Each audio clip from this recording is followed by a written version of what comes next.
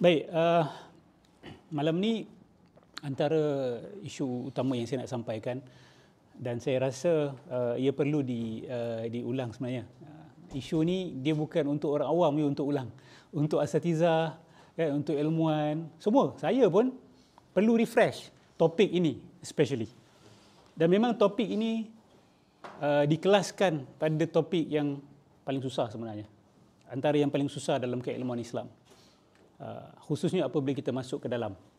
Kalau secara umum, bagi jenis yang tak nak fikir, Ustaz, apa yang Allah kata, apa Nabi kata, saya tak nak fikir pun Ustaz, saya nak telan, saya nak terima, saya nak beriman, of course lah, it's easy.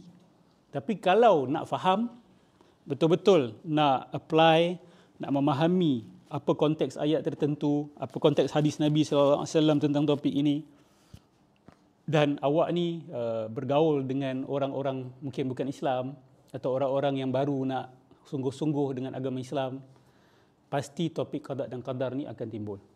Dia akan timbul selalu. Dia bukan satu benda yang awak belajar 10 years ago, lepas tu dia tak akan keluar balik dalam pemikiran awak. Tak. Isu ni dia akan from time to time akan timbul. Dalam diri kita, dalam diri orang sekeliling kita. Betul? Al-qada wal qadar. Baik. Baru-baru ni ada orang buat screenshot, ya. Tapi saya kelakar buat dia sebab dia nak kritik saya. Tapi yang dia screenshot tu adalah soalan saya. Bukan kenyataan. Faham tak? Okey. Dalam screenshot tu ada orang tanya, Ustaz, bezakan kehendak Tuhan dengan ketentuan Tuhan. Kan? So sebelum saya proceed lebih jauh dengan dia, saya tanya dia, apa yang awak faham daripada kenyataan saya bahawa semua adalah kehendak Allah, tapi bukan semua termasuk dalam ketentuan Allah. Screenshot tu yang dia ambil. Saya pun pelik, kan? Saya sangat pelik kenapa screenshot tu yang dia ambil. Lepas tu mulalah orang-orang yang tak faham benda, kan? Haters datang kata, oh dia ni qadar-qadar pun tak lepas, kan? Basic pun tak lepas. Ni saya nak beritahu, isu yang saya timbulkan ni termasuk dalam daqiqul kalam. Ni bukan jalilul kalam. Apa maksud daqiqul kalam? Daqiqul kalam ni adalah bahagian ilmu kalam yang kita kata high level. Daqiq ni dia masuk perincian. Dia masuk perincian. Kalau jalilul kalam ni, dia masuk bab-bab yang besar-besar. Okey.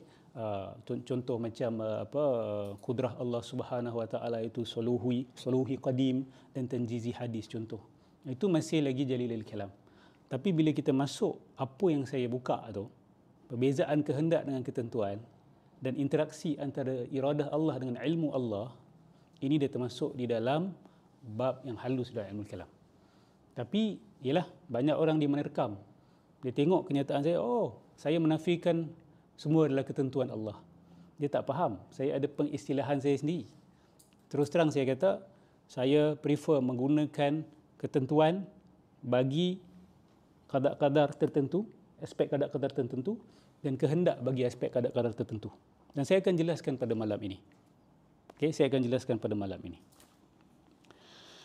Allahumma salli ala sayyidina Muhammad wa ala ali sayyidina Muhammad. Baik. Yang pertama sekali adalah ta'rif qada dan qadar itu. Okey. Kalau dalam masyarakat Melayu kita, bila sebut qada qadar ni, orang akan terjemah sebagai apa? Takdir itu bukan terjemahan. Takdir itu adalah Arabisasi, Melayusasi. Apa dia kata? Perkataan Arab yang tidak dimelayukan. Tapi makna dia apa tu? Bila sebut qada dan qadar ni, orang Melayu terjemah sebagai apa? Ni semua sudah ketentuan Allah, betul tak? Ketentuan, ketetapan, kehendak. Tapi bila awak baca kitab Kubra al-Yaqiniyat, Syekh Said Ramadan Al-Buti, dan sebenarnya bukan Syekh Said sahaja. Sebenarnya ada lagi ulama ahli sunnah wal jamaah lain yang menakrifkannya dengan takrifan yang berbeza. Iaitu, kalau tadi penekanan dia adalah lebih kepada sifat iradah Allah Subhanahu Wa Taala, tapi Syekh Buti menekankan aspek ilmu. Sah. Siapa pernah dengar bila orang sebut pasal qada-qadar, ni semua dah dalam ilmu Allah? Jarang kan? Jarang kan kita bercakap macam tu? Kita kata ini semua dah ada dalam ketentuan Allah. Tapi sebenarnya betul juga kalau kita kata semua ini sudah berada di dalam ilmu Allah. Dan perspektif dia akan bertukar tau. Cara kita faham pun akan beza. Contoh kita nampak orang yang baik murtad, kan? Apa perkataan yang lebih tepat untuk kita kata? Oh, ini ketentuan Allah atau ini semua dah ada dalam ilmu Allah dan Allah izinkan dia berlaku dan termasuk dalam kehendak Allah. Saya prefer yang kedua. Tapi saya lahir pada tarikh sekian-sekian, pada keluarga sekian-sekian, itu adalah ketentuan Allah Subhanahu Wa Taala. Okey, saya akan perincikan dengan lebih lanjut. Harap sabar. Kita tengok Al-Insan Mukhayyar Al-Musayyar ni. Syekh Sa'id Ramadan Al-Buti menta'arifkan al-qada sebagai fahuwa ilmu Allah Azza wa Jal fil azal bil asya'i kulliha ala ma satakunu alaihi fil mustaqbal. Qada ini maksud dia adalah ilmu Allah. Nampak? Syekh tidak menakrifkannya sebagai qada ini ketentuan Allah. Tapi ada ulama yang takrifkan begitu. So jangan pula awak tengok, oh, qada ni maksud ilmu saja. Jangan pula. Itu awak sudah jadi ekstrim. Awak sudah jadi sempit akal. Tak. Yang mengatakan ketentuan benar. Betul. Kalau dia terjemahkan, dia ada takrifan dia kepada ketentuan. Kita kena tanya dia. Kan? Sebab benda ni belum tuntas dari segi bahasa. Terjemahan dia. Dia adalah ilmu Allah sejak azali berkenaan dengan semua perkara yang akan berlaku di masa hadapan. Okay? Wa min dhalika sa'ir tasarrufatil insan al-ikhtiyariyah wal qasriyah. Dan termasuklah sekali semua perbuatan manusia yang terlahir daripada kehendak dia ataupun yang terlahir daripada keterpaksaan dia. Contoh, menggigil manusia. Ya. So termasuklah perbuatan manusia. Perbuatan yang dia kehendaki ataupun yang dia buat secara terpaksa. Macam kita sejuk, kita menggigil kan. Menggigil tu bukan di dalam kawalan kita. Okay. Wa amal qadar. Qadar pula apa? Fahuwa zuhuru tilkal asya' bil fi'li tibqan li'ilmihi al-azali muta'alliq biha. Qadar pula apa? Zuhur tilkal asya'. Itu dipanggil sebagai the execution of that knowledge. Dah ada ilmu, Allah tahu apa akan jadi. Qadar ni adalah bila dia zahirkan. Berdasarkan ilmu dia itu. Okay. Ada kita jumpa anything about ketentuan dalam takrif ini? Tak ada. Silakan. Berdasarkan ilmu dia tu merujuk pada manusia. Allah. Berdasarkan ilmu Allah. Waqad akasa ba'duhum. Ada sebahagian orang dia terbalikkan pula. Sebahagian ulama Asy'ariyah ni terbalikkan. Maksud qada itu adalah execution, qadar itu ilmu. Ada yang takrifkan terbalik macam Syekh Buti tadi, qada itu ilmu, qadar itu execution ataupun kita kata menzahirkan ilmu itulah. Faham? Okey. Yaqulu al-Imam An-Nawawi fi syarhi ala Sahih Muslim. Lepas ni saya akan bawa daripada buku lain dulu. Ini saya nak jelaskan konteks apa yang Syekh Buti cakap. Ba'da an arrafa al-qada' wal qadar, Imam An-Nawawi membawa kalam Imam Al-Khattabi. Tengok Imam Khattabi membetulkan kesalahfahaman. Imam Khattabi kata apa?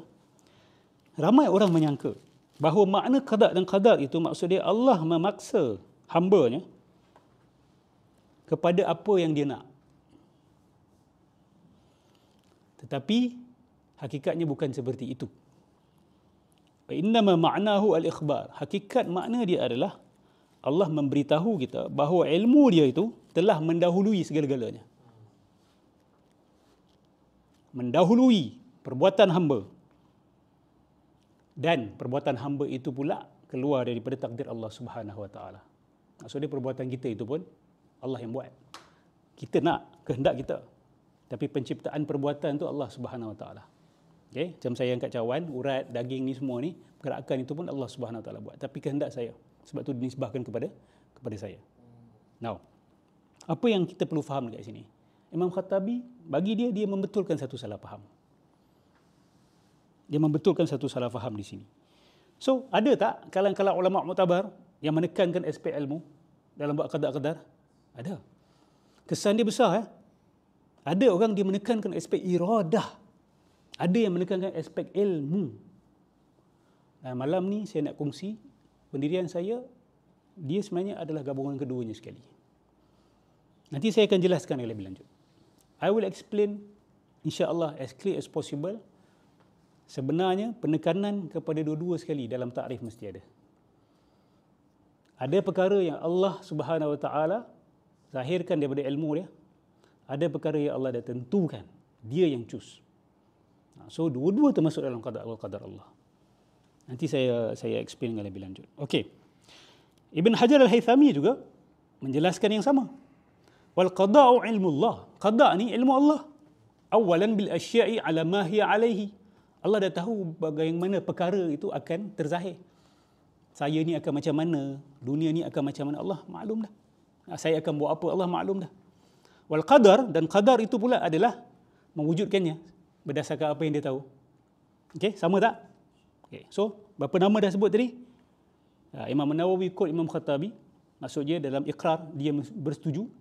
Dan Al-Khattabi, kemudian dia Ibn Hajar Al-Haythami, lepas tu Imam Berkawi ni, kalau jumpa dia Imam Bergivi, ulama Turki. Okey, tengok ni. Okey, bagi siapa baca buku ni, siapa yang nak baca kitab ni, muka surat 38 ni adalah rumusan kepada seluruh kitab ni. Just one paragraph. Satu paragraf sahaja. Muka surat 38 daripada wa yatabayyanu min dhalika anna al-qada'a la yastawjibul jabr wal ilzam. Ini menunjukkan kepada kita, jelas kepada kita bahawa qada' tidak membawa kepada paksaan Allah Subhanahu Wa Taala. Kama huwa thabitun wahman fi adhani kathiri minan nas. Seperti mana ia ada dalam sangkaan-sangkaan salah ramai manusia.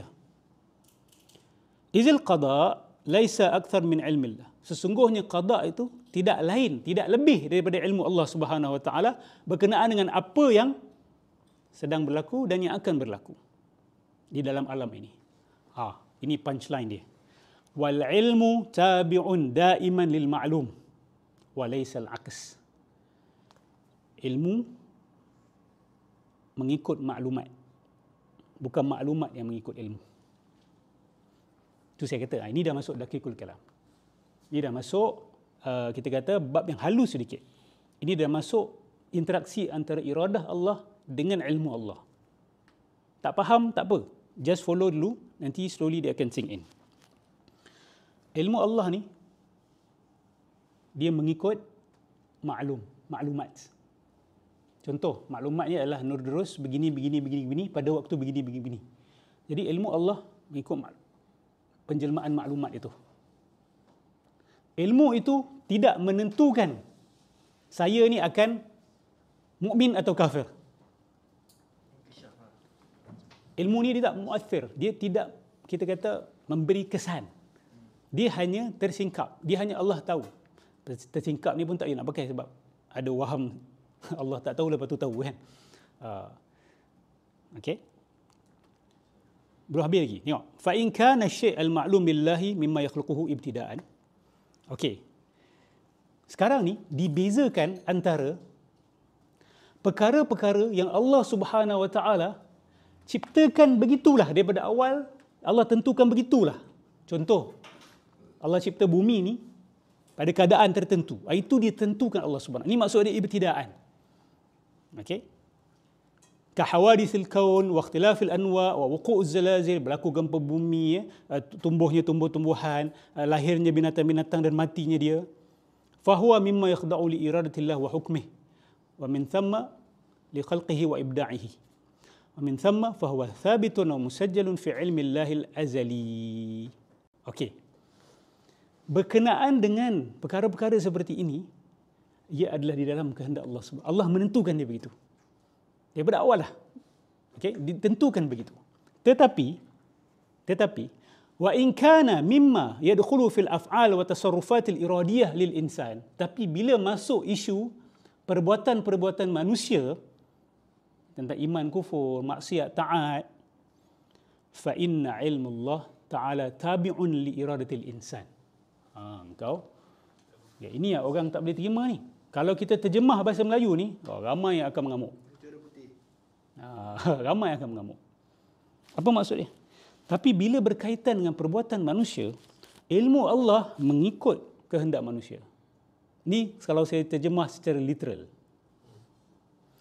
Ilmu Allah ni maksud dia, Allah Subhanahu Wa Taala, dia tahu bahawa Ustaz Nur akan beriman. Dia tahu dah daripada awal. Bukan dia yang set dia tahu. So ilmu dia tabi'. Ilmu dia ikut maklumat. Ilmu dia mengikut perkara yang dia tahu akan terjadi. Kalau penciptaan bumi, dia terbalik. Allah punya iradah yang set dulu. Dia nak bumi macam tu, with all its specifications. Lepas tu ilmu dia mengikuti iradah dia. Dia tahu apa yang dia nak atau dia nak apa yang dia tahu. Nampak tak beza dia? Dia tahu apa yang dia nak. Yang kedua adalah dia nak apa yang dia tahu. Saya tak kata benda ni senang Okey. Dalam bab maksiat, taat, iman, kufur manusia, iradah Allah Subhanahu Wa Taala mengikut ilmu dia. Maksud dia, apa yang kita pilih, itu yang Allah akan pilih. Maksud dia, kita nak kufur kan? Atau kita nak iman? Maka Allah izinkan. Allah izinkan. So, dia punya iradah tu mengikut ilmu dia. Tapi kalau mencipta Nodros ni bila, matikan Nodros ni bila, yang tak ada kaitan dengan iman kufur saya, itu terbalik. Ilmu dia ikut iradah dia. Tapi bila sebut ikut-ikut ni, dia bukan dalam waktu It's not temporal it's not zamani Dia secara mantiki dan secara logikal. Kesebelaman itu secara logikal, bukan secara zaman. Sebab Allah tak ada masa, Allah tak terikat dengan masa. Allah tak perlu nak tunggu iradah dia datang dulu baru ilmu dia datang, tak. Dia berlaku serentak. Tetapi secara logik, sesuatu yang satu mesti mengikut yang lain. Secara logik ni saya tekankan lagi sekali, secara logikal. Sebab ada orang pergi ambil saya punya statement, padahal jelas-jelas saya tak sebelum dan sesudah itu saya letak di dalam ni. Menunjukkan bahawa kesebeluman dan kesesudahan tu bukan dalam waktu. Tapi ada orang keluarkan benda tu, dia kata, nampak je. Seolah-olah saya bercakap bahawa Allah ni dia kena tunggu. Dia kena tunggu manusia memilih dan buat, barulah dia akan, tak perlu tunggu kita. Allah tahu daripada awal. Sekejap So bagi yang tanya saya, Ustaz, bagi Ustaz iradah Allah ni suluhi qadim dan tanjizi qadim ke? Ni tak tahu tak apa. Ni saya nak jawab pada orang yang tahu. Okay? Yes, itu tak ada perubahan. Memang suluhi qadim dan tanjizi qadim. Khalas. Adakah maknanya takhsis? Yes, takhsis. Tapi takhsis ada dua. Takhsis bermaksud ilmu tabi' lil iradah atau iradah tabi' lil ilm. Khalas. Lepas tu masuk penterjemahan sama ada dia adalah kehendak ataupun ketentuan. Itu je. Bagi yang faham-faham lah. Yang tanya saya tu dia faham lah jawapan saya. Tidak ada perubahan. Memang suluhi qadim dan tanjizi qadim iradah. Tidak ada perbezaan. Semua dah berlaku sejak azali lagi. Tetapi sama ada ilmu Allah tabi' lil iradah ataupun iradah tabi' lil ilm. Dan perbahasan ni memang ada dalam kitab-kitab daqiq. Kalau buka mawaqif, al-maqasid, ini antara benda-benda yang diorang bahaskan panjang. Bila Allah Subhanahu Wa Taala nak menentukan sesuatu, dia mesti menentukan berdasarkan ilmu dia. Adakah dalam setiap isu begitu? Ada perkara dia nak dulu. Dia tentukan apa yang dia nak. Lepas tu of course dia tahu apa yang dia nak. Sebahagian perkara terbalik. Dia tahu, lepas tu dia nak apa yang dia tahu. Tapi ini semua tidak berlaku di dalam zaman. Saya kena ulang 10 kali benda ni. Sebab kita tak ada bahasa untuk describe this. We don't have a proper language to describe this properly. Orang boleh cut statement saya kata, ini apa ni? Allah kena tunggu-tunggu ni. Mana ni Allah sebelum Allah, selepas Allah. Allah punya iradah kena ikut ilmu. Apa benda ni kan? Dia senang untuk orang salah faham. Gagal faham. Senang untuk gagal faham. Lagi-lagi yang memang jenis gagal faham ni, makin berganda lah senangnya mereka untuk gagal faham. So bagi saya, kenyataan dalam paragraf ini saja sudah merumuskan seluruh kitab ni. Saya dah ulang banyak kali. Banyak kali. Okey, sekarang ni apa beza kehendak dengan ketentuan? Kalau ingat apa yang saya jelaskan tadi, awak dah boleh agak dah. Ilmu ikut iradah, kehendak ke ketentuan? Take your time, jangan kelang kabut. Bila ilmu ikut iradah, itu ketentuan ke kehendak?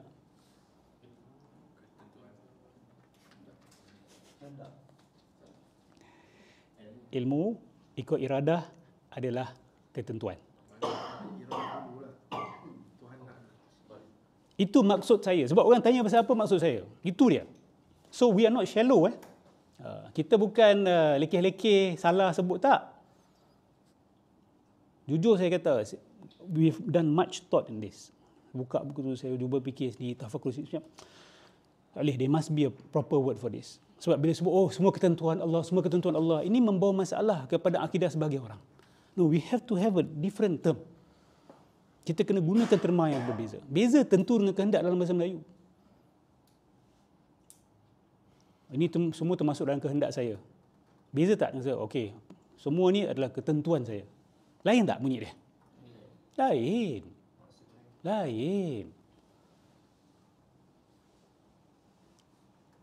Awak cakap macam tu dekat orang yang baru belajar agama, confirm soalan dia akan tanya, so kenapa kita kena azab?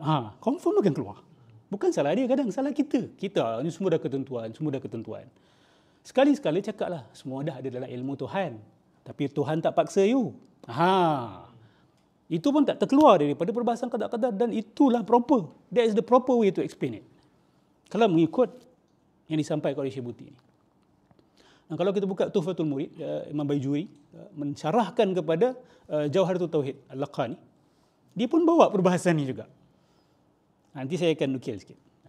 Tapi sebelum tu, jadi kita kata apa tadi? Ilmu kalau ikut iradah dipanggil sebagai ketentuan. Maksud dia, from zero tu, Allah dia nak Nodros lahir pada waktu tertentu. Bila dia nak, of course dia tahu apa yang dia nak. Nampak? Pengetahuan dia tu mengikut kehendak dia. Kalau kehendak dia mengikut ilmu, itu dia panggil sebagai sorry, saya terbalik. Saya kata ketentuan kan? Betul kan? Saya kata ketentuan tadi kan? Okey. Sorry, saya tersilap. So, kalau iradah mengikut ilmu, itu dipanggil sebagai kehendak. Iman dan kufur manusia termasuk dalam kehendak Allah, tidak termasuk dalam ketentuan Allah. Tapi masuk dalam ambera qada dan qadar. Okey? Cerita tak habis lagi. Sekarang ni kita nak cerita pula berkenaan dengan kehendak manusia nak melakukan sesuatu tu siapa punya? Allah cipta ke? Keluar daripada dia ke? Benda tu makhluk ke? Bukan makhluk ke? Amrun i'tibari ke? Apa benda ke? Itu perbahasan lain kita akan masuk. Sekarang ni saya nak ukil daripada Tuhfatul Murid tadi. Berapa minggu ni sibuk dengan Tuhfah Mursalah, kita sibuk dengan Tuhfatul Murid pula. Tuhfatul Mursalah ni yang bawa masuk martabat 7 lah dekat tanah Melayu oleh Burhanpuri tu. Okey. Dalam kitab Tuhfatul Murid ni, Imam Baijuri dalam tajuk Bayan Ma'na al-Qada' wal Qadar wa anna al-Qada' qadim wal Qadar hadis. Dia punya categorization pun interesting tapi berbeza sikit. Dalam ni dia bawa syair Al-Ajhuri, seorang ulama syairah bernama Al-Ajhuri. Tengok apa Ajhuri kata. Ini saya rumuskan saja. Iradatullah ma'a ta'alluqi fi azalin qada'uhu fahaqqaq ataupun fahaqqiq. Makna qada' adalah kehendak Allah Subhanahu wa taala dengan ta'alluq di azali, sejak azali lagi kehendak Allah. Maksudnya kehendak Allah ni tak berubah atau tak baru berlaku, dah sejak azali lagi. Itu makna qada bagi dia, iaitu iradah. Nampak? Dia tekankan pada aspek iradah.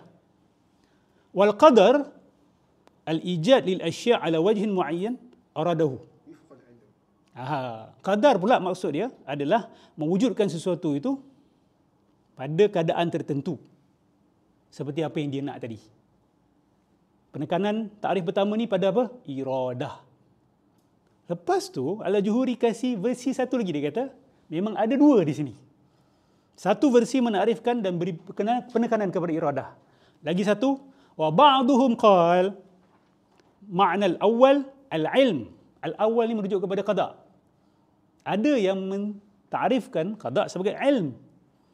Ma'a ta'alluqi fil azal, daripada sejak azali Allah dah tahu dah. Allah bukan baru tahu, akan tahu, tak. Allah dah tahu sejak azali. Wal qadaru al-ijad lil umuri ala wifqi ataupun ala wifaqi ilmihi al-madhkur. Qadar adalah mewujudkan berdasarkan ilmu tadi. So ada 3 perkara kat sini. Ada iradah, ada ilmu, ada qudrah. Qudrah ni kita tak payah cerita lah. Qudrah ni mewujudkan ilmu atau mewujudkan iradah tadi tu. Menciptakan ilmu Allah tu dan menciptakan iradah Allah tu. Pada alam luar, pada kharij lah kita kata. Ya? Bukan di dalam ilmu Allah saja tapi sudah terzahir pada alam. Faham? So Al-Juhuri juga di sini menjelaskan, yes, memang ada 2 perspektif qada-qadar ni. Satu penekanan kepada iradah, satu penekanan kepada ilmu. Malam ni saya nak mengesyorkan sebenarnya ada ilmu dan iradah sekali dalam qada dan qadar Allah. Ada perkara tertentu berlaku kerana iradah, ada perkara tertentu berlaku kerana ilmu, dan dua-dua termasuk qada dan qadar. Dan bila saya kata kerana tadi, yang tadi tu, iradah ikut ilmu atau ilmu ikut iradah. Okay, kita revise sikit. Kalau sesuatu kejadian itu berlaku kerana ilmu Allah mengikut iradah dia, itu kehendak ke ketentuan? Ketentuan. Terima kasih. Tapi kalau sesuatu itu berlaku kerana ilmu Allah, kerana iradah Allah mengikut ilmu dia, itu dipanggil kehendak. Dua-dua qada dan qadar Allah. Okey. Iman, kufur, maksiat, taat manusia termasuk dalam ketentuan ke kehendak? Allah tahu tak sejak azali Fir'aun tu akan kafir? Allah mengkehendakinya tak? Yes. Allah menentukannya tak? Tidak. Okey? Allah menghendaki? Yes. Maksudnya Allah menjalankan kehendak dia dengan kehendak Fir'aun. Dia jalankan. Tentu lain Tentu tak ada jalankan, tak. Dia yang from day one, he set it like that. Memang Fir'aun tak ada pilihan. Tapi jalankan ni lain. Kalau macam kita, bahasa manusia ni, aku tengok dulu dia buat apa. Apa dia pilih, itulah pilihan aku. Itu kita kena tunggu. Allah tak perlu tunggu. Perumpamaan yang dibawa oleh Syekh Said beautiful dan bagi saya simple to understand. Apa perumpamaan yang dia bagi? Kalau siapa ingat? Yang orang gaji. Kan? Student. Orang mencuri. Lepas tu bapa dengan anak, macam-macam lagi. Tapi saya paling suka tuan dengan dia punya pembantu dia. Okay, bagi siapa yang lupa, kita ingatkan balik. Nak faham beza ketentuan dan kehendak ni, example ni sebenarnya sudah cukup ampuh. Seorang tuan yang ada hamba ataupun pembantu nak uji sama ada pembantu dia ini jujur ataupun tidak. Maka tuan dia kata, kau ambil sejumlah wang ini, kan? Kau beli sekian-sekian barang. Kau beli sekian-sekian barang.